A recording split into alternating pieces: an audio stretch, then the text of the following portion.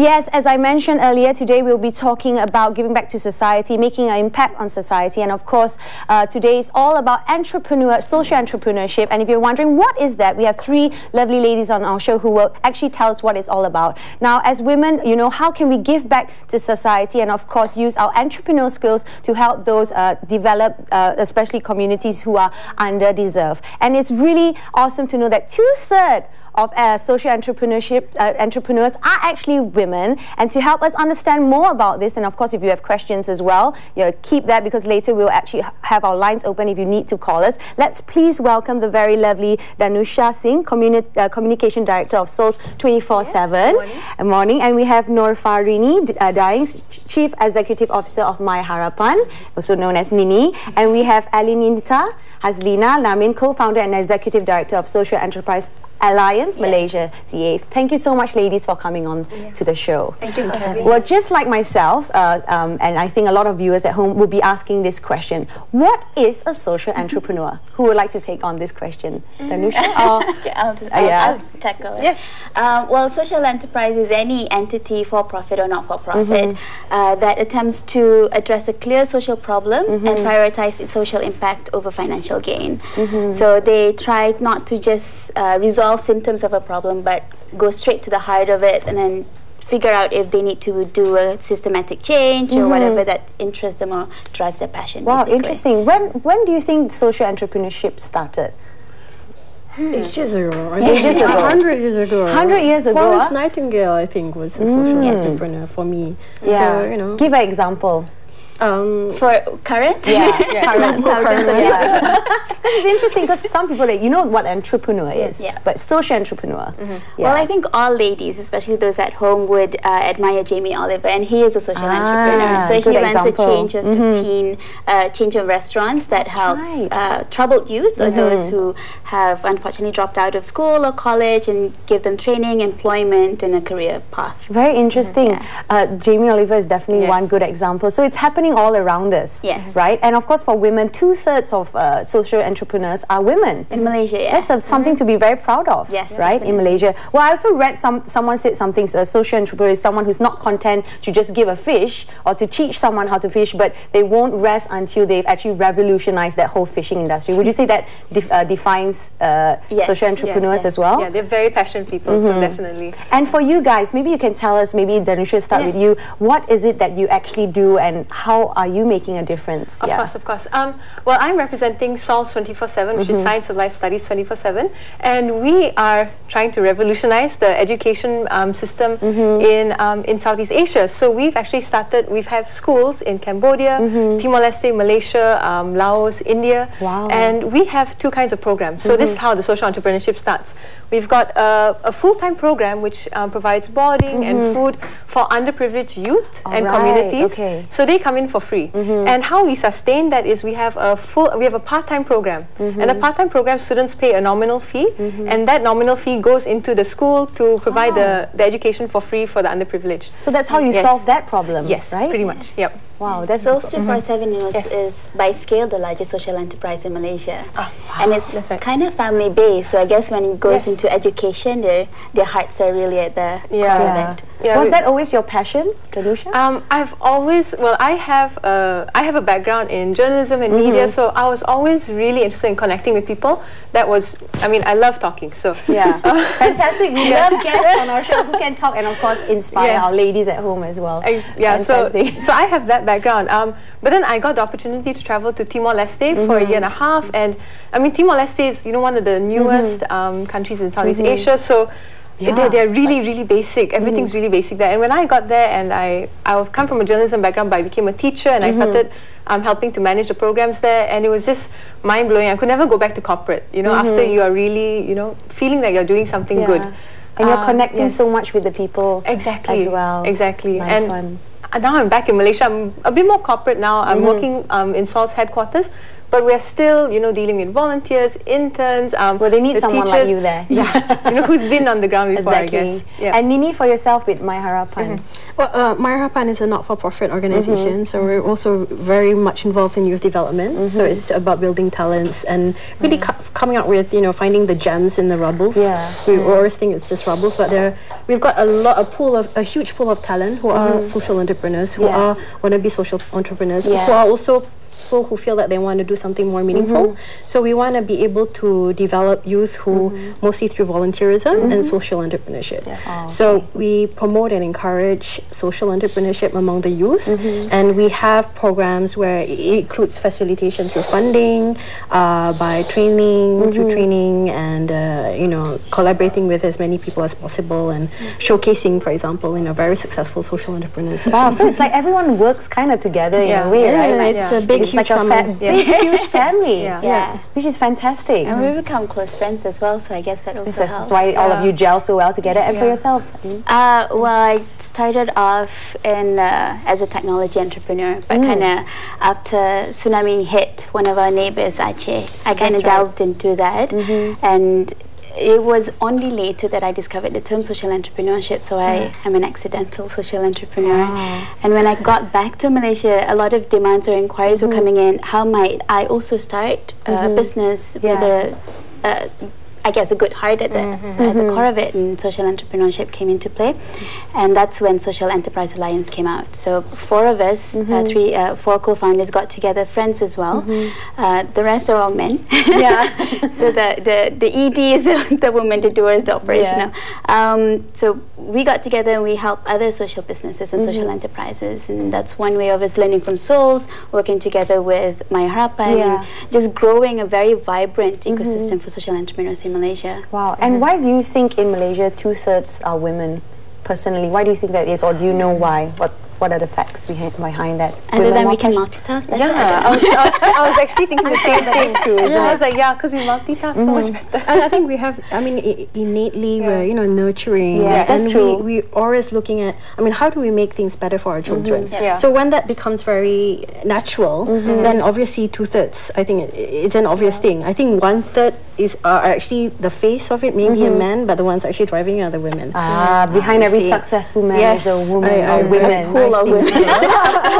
Women. Well, we have some pictures right here, examples of, right? So So ladies, it's really interesting. So being a female entrepreneur is already unique, but nowadays it's nothing new, right? Being a female. And for our ladies at home, do you think it's hard to get into this, to be a social entrepreneur? I would say yes and no. Yes, if you don't know what it's about and you're like, where do I start? You know, but like I was just talking to my friends earlier that actually if you're a mom at home or, you know, a housewife, it's easy to get involved just by, you know, getting you know, involved in your community, you know, going and seeing what's happening. Is there any need in your community? And it can start from the smallest thing, you know. It can be starting from just within your home neighborhood. Just everything starts at home. Wow. It's all manageable or achievable. It doesn't have to be at a scale where maybe Jamie Oliver's right now, but every little initiative that you make creates an impact that ripples over across. Like what Jamie Oliver did, correct me if I'm wrong, when he went to the schools in the States, when the kids are eating just really bad food. That is also part of playing an impact on society, right? By educating them on also what some of these vegetables are as well, because they didn't know what they were eating, so they won't eat it, right, kids? Exactly, And I think at the end of the day, it becomes a full circle when you educate your kids from young, then they pass it on to their kids, and then you won't have this anymore. It's a multiplier effect that I think women, you know, are most responsible for. You know, we just have to address our kids, and, you know, it creates huge effect as well. Women are the first educators of society, so it all starts at home. You know? Yeah, because when you're a mom, you're one of the first. Well, usually, even if you're a working mom, you're still there with your kids from in the womb already to begin with. And do you think any of you ladies already married or already married have married? Moms. So how do you juggle this, you know, this being an entrepreneur, social entrepreneur, as well as with your own kids? Because again, you give back to society. You don't want to neglect the people closest to you at home, right? Because sometimes that can happen as well. Tell us, how do you actually juggle all this despite being able to multitask? How do you juggle all this? You go ahead. I want to go first to answer. Well, you wake up in the morning and you kiss your kids, and you make sure that you know. Well, the thing is, their needs have to come first all the time. So they are the priority. You see. Yeah. So I guess how we juggle it is that I have a good support group, and I also believe in taking my kids to work. So there's many times when people take pictures of me in the conference room, you know, and I have my baby in a pouch, and I'm having a meeting. You and still have a baby? Yes, she's 1 year old. This is when she was not yet walking. Now she's no time for being in a pouch. She's running around. Yeah, but when she was secretary, she would just she was the little office mascot, and she would just be in the office with me and walking around, and you know. And I think it's good to involve the kids because they need to know what your parents are doing, and they need to know that it's not a bubble that they're living in. There's actually work that's being done and issues. Yeah, exactly. And I think they'll become so much more smarter in a sense, and they know susceptible to all these things that's going around with us. Thank you for answering that, Nini. I'll come back with you later on, but we're going for a very short break. Think of how you want to answer that. We're going for another short break, our first short break, and this is what we have when we come back. It's fantastic when celebrities or artists can use their ability to help children in use, and of course at the end of the day, as they said, the children are our future. And to continue our conversation, these three ladies have also made an impact on society. We'll continue our conversation with Danutcha and of course Nini and Ellyn. We were talking about social entrepreneurship. We found out what it was all about earlier. Very interesting. What do you think about what Gigi Leong and Lee Shin Jae has been doing with the Little Yellow Foundation, Flower Education Foundation? It looks amazing. I mean, it's the time, the effort, the passion they've put in. That's really what touches my heart. And it's fantastic that they, you know, throughout their busy schedules, they still set aside time for that. That's why I wanted to continue my discussion with Nini earlier, because I said, how as ladies, because we have a lot of ladies at home, and if you want to give us a call as well and find out how you can actually be part of being a social entrepreneur or a business, do give us a call at 0355690349. And of course, Nini, how do you juggle being a mom and of course being a social entrepreneur? I think it's struggling with anybody. I mean, as a housewife, you know, it's really, I would say, tabik spring already. There's a lot of work going on there, and I was previously a housewife for at least a year. And I think the only thing that kept me sane was the fact that I was actually doing something else. So while the children are very important, you never really plan for things. You can try to make it as perfect as possible, but you can never tell the amount of work that needs to be done for both. It's the juggling process still is ongoing. I still don't know how to do it. It's still a learning process, Yes, right? it is. It is work in progress, but it's wonderful how I can actually take care of myself. But that is also important to taking care of the children. So they know where I'm coming from. I also bring my kids to work, and that's the beauty about coming out with your own business, because you set your own terms, you set your own rules. So it's as long as you have an understanding support system, understanding your family husband as well, and family. My mother used to think that I wasn't doing anything very much at home, and I said, look at you now. So it's like, never mind that. Then eventually they get to understand that when you're really passionate about something, that's very, I feel, you know, it's like a magnet. You know, when you project that of happiness for yourself, you project it to the people around you who are working with you as well, and the people around you and that's fantastic. Like you say, taking care of yourself and being passionate. A lot of people go to work, they're not happy with what they do, but you guys are passionate about what you do, so you never work a day in your life. That's what I hear. And they share that with their kids as well, who hopefully in the future will be able to continue the legacy of creating they will be inspired. Well, we actually have a caller on the line. Hi, Sarah. Hi. Hi, Sarah, all the way from Subang. How are you? I'm fine. I just want to ask the panel, because starting your own business is always, you have to find your own funds.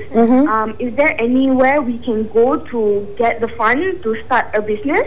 Okay, thank you, Sarah. That's a good question. Well, I think like you mentioned earlier, starting off something or a business or just doing this, you can't just make it happen without some funds or finances. So who would like to take on this question from Sarah? Well, unfortunately, there are no direct funding facility for social entrepreneurs in Malaysia. That's something that my organization, and along with the other social entrepreneurs in MyHarapan, trying to fight for.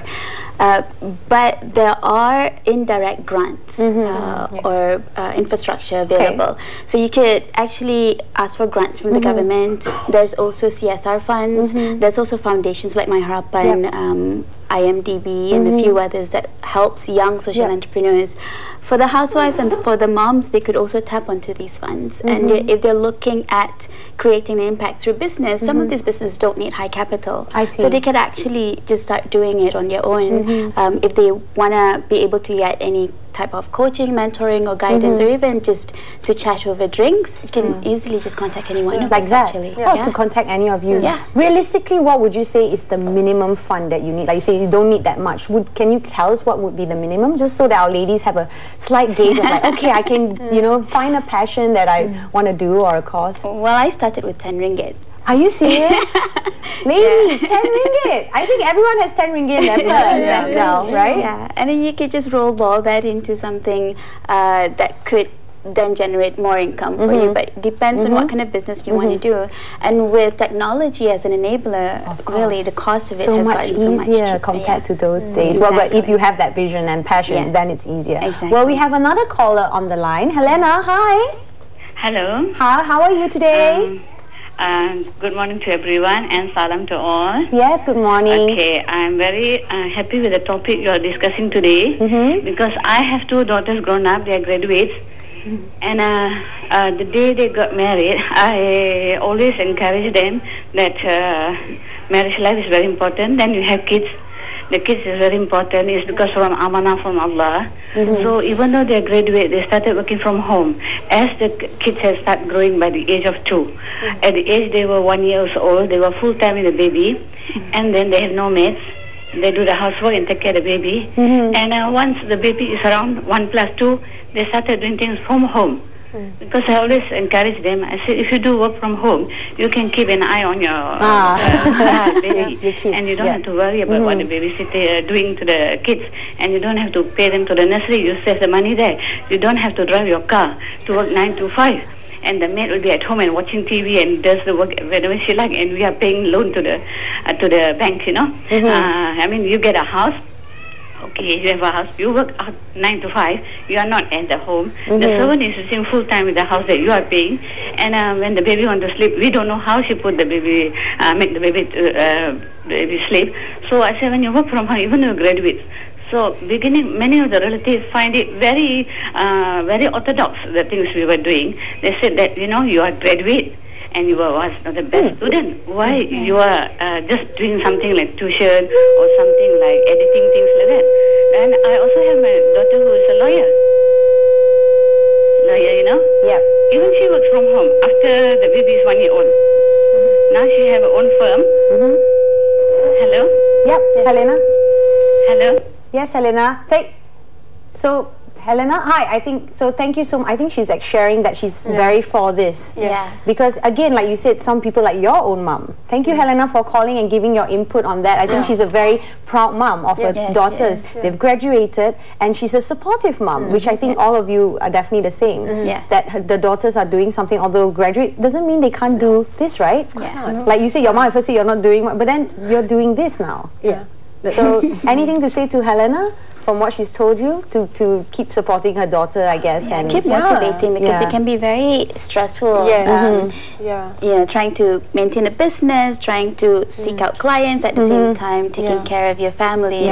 I think, like they've mentioned, emotional support, especially for social entrepreneurs, something that is very critical because the risk is the highest among all the branches of entrepreneurship. It is. And of course, what would you say is your big advice to women who kickstart, because it's not going to be a smooth journey sometimes, right? What are the obstacles that you would say that you guys personally have gone through, or what you could in general go through before you actually reach that whole, you know what I mean? Because you might feel pulled down, like if things don't go your way. What would your advice be, Danutcha? Well, things not going your way happens all the time. Yeah. And what I personally believe in is that if you stay principled and you make sure that you are following the most righteous path possible, things will pan out, you know. And sometimes no's are tests to see whether you are really serious about making an impact or not. Because the no's will come, and if you give up on the first or second no, that means you weren't really passionate about that. Weren't really passionate and not ready for this journey anyway. Well, we have another caller on the line. Hi. Hi. Hi, how are you?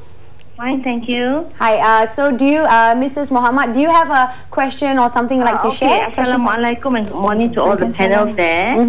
Very interesting topic. I would like to know, I have grown-up children and I'm alone at home. I've always been interested in doing business, small business.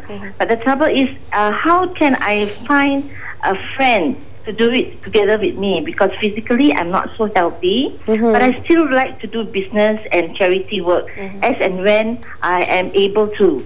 Okay. So I feel like apart from capital, that's one problem. Apart from that, but I don't have that problem. My problem is I need a co-partner. Okay. How do I go about looking for one and to know that this is the real person that will link with me well to do business? Thank you very much. Of course, with the same passion. Ladies, do you have a question for her before you answer her question? Oh, she's gone off already. Well, thank you so much, Mrs. Muhammad. It's fantastic that our ladies at home are so driven by today's topic, because you ladies are definitely a great role model being here today. So, any advice for her? Because, again, starting a business of any kind with a friend, things can go wrong. You can become enemies at the end of the day, right? So, big advice for Mrs. Muhammad. What would you say? Well, treat it as any professional. Even if you together with your friends. I like that. Malaysian together.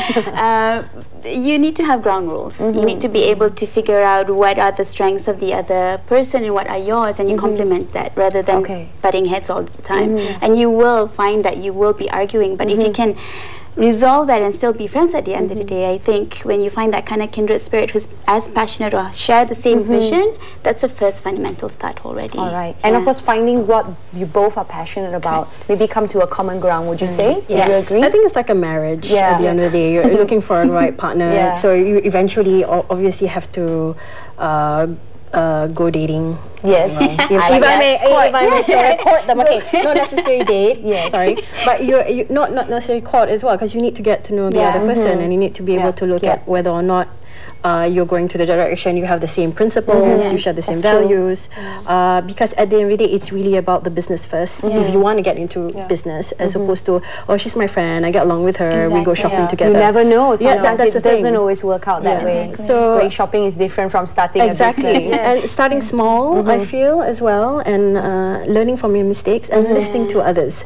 Because we have a tendency to, when we're very passionate and we're, oh, you know, my idea is the best thing that's happened since sliced bread.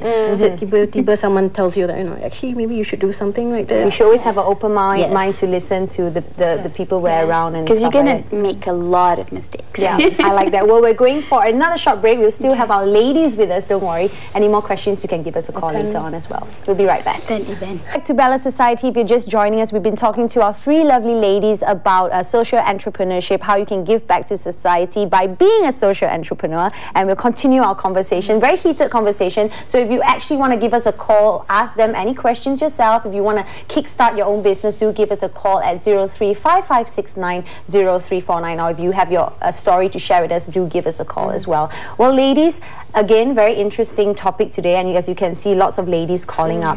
Juggling, that whole thing, how would you say how do you spread your love, ladies? Your ratio of love. It's a really good question. How do you spread your love? No, seriously, because and of course a lot of ladies at home will be thinking right now, they're a stay-at-home mom, which is a full-time job as well, but at the same time they want that little independence of doing something other than just you know, running around taking up the kids, where they can, like, maybe when the kid is sleeping they can do something. How do you balance that ratio of love? Let's start with the moms. Yes, let's start with the mummies. Well, well, just last week actually, I was actually a full-time mom and also working, so that was a bit of a crazy time for me. How was it? It was intense. Not much sleep during that time, but I don't want to scare off people. It's not that bad. I mean, I think what we discussed before of having that really good support system, and I think in the beginning you have to to help anything to grow, you have to put a bit of extra love into it. So it's just about balancing your priorities, you know, and like, you know, snatching a bit of time here and there, and, you know, replying to emails or making, you know, business meetings, and, you know, trying to just juggle that. Not being afraid to ask for help. Yes, not being afraid to ask for help. Don't have that ego. Yes, right? no, you will get so high strung that you won't know what hit you. And to be honest, I think people actually are very understanding when you have kids. Like, I was taking a few calls and my kid was screaming on my hip, and I just said, I'm so sorry, I have my baby with me. Then they're like, no, it's okay, and then I just continue talking, and they're very understanding. So I think don't be afraid to just, you know, just inform people, hey, I'm a mom with I'm a mom as well, and I'm running a business, and I'm working at the same time. Exactly. They should get you extra points. I know. You should get extra points for that. People are very kind to you. You know? And Ellyn, for you, your job, your everyone else is your babies, right? Pretty much, The social entrepreneurs become friends and babies at the same time. But no, my family may not quite understand what social entrepreneurship yet, just like any of other folks here in the country. It's a very new term, but not a new concept. So I am still juggling in terms of trying to prioritize family over people or over communities. I'm still learning, because my passion pushes me really hard into the communities, which sometimes have me neglect my family, and that's not that's a mistake that you guys need to learn from. Good. So we're saying it's very important to be well balanced. At the end of the day, right? And it's not a matter of 50 here, 50 there, and equally. It's just a matter of, while you're in the space with your family, you focus 100% on your family, and the same thing to your work and everything else. So which is fantastic. Like, for you ladies, you have kids and stuff like that as well. So for our women at home, because before the break I didn't manage to ask this question of, for ladies who want to kickstart into that business or being a social entrepreneur, what are the things that they need to look out for, Nini? Like, what should they start off with? Should it be something small? Or I know you mentioned that before, but what realistically should they do if they're not sure? Let's say right now they've never done a business, they've never really dabbled in the business world. What would your big advice be for our ladies? I think it's starting off with what you feel. Your heart at the end of the day is what your intentions are. What are the sort of problems that you really feel very passionate about? That needs to be sorted out. Need to be sorted out. And, you take over as a mother and say, this is what I'll do. You look at that first from your point of view, and you try to develop perhaps more of a, okay, if I were to do this, you come up with a hypothesis. If I were to come up with this, this would be my product.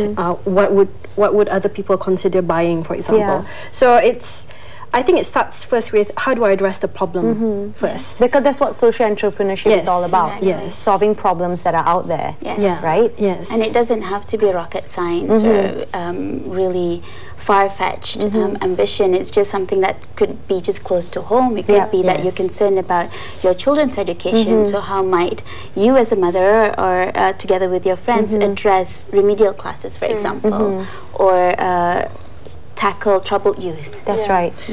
One of the examples I like to quote is, for example, housewives getting together to actually take turns to take care of the kids collectively, so that you may actually have additional time for you to start a business, and you can also come back and share your experiences, but you give yourself the time to become both, but collectively as a unit. So you have the housewives coming together, and they're not desperate housewives. No, they're not desperate housewives at all. The Wonder Women. The Wonder Women. So I think because I think within the system right now, there's not enough support. I feel there's a lot of reliance, for example, on maids, which I think we will gradually make way for. How can we actually play a role as real parents and as it's not a bad word to be a housewife. Of course not. And it's a fantastic job. There it is. In I'm not too sure which country it is, but I think it's Poland. But it's Mamu. They started a scarf business, and all the designs were developed with the housewives. So they could actually get additional income. They can actually get an income. Their own little pocket money as well. It's even more than pocket money. Because the entire business, ensures that the furniture, they can actually take the kids to work, they can knit, they can make the scarves. And this business only started with 500 USD, and they're big now in Europe. Wow. So you can always live that dream. You don't have, but we have to act on it, right? Ladies, final words for our viewers out there, final advice, Danutcha, before we wrap. There's so much advice. I guess I would just say, just do it. You know, I know you might say like, oh, you know, I have to make sure all of these things are done before I can actually start. But you know, just take the first step. Collaborate is also a good thing, because you don't have to feel like that lady just now said, you know, I don't have any friends. Yeah, but you can always contact someone else, I'll other contact you organizations. ladies to find out what they contact can. us and just do see that, what you can do. Nini, your advice? Again, ditto whatever she said. But it's a lot of work. But I know that anyone who actually has the heart and puts heart in it can actually achieve anything possible, for that matter. I love that. So I mean, I learned from my friends who are mothers. There's no manual in getting into business, as well as there were no manuals in raising a kid. So if you're already a mom and you're trying to figure out what's the best way forward, like Danu said, move on to just discovering what's out there and what your potential are, and what interests you or drives you or inspires you. And then don't be afraid to ask for help, and be okay to fail. I love that. Thank you so much, ladies, women who are making an impact and still making an impact on society. Thank you so much for coming on and explaining to me as well as our viewers what a social entrepreneur is. Thank you, ladies. Well, we're going for a short break. Don't go anywhere, because this is what we have coming up next. Ooh.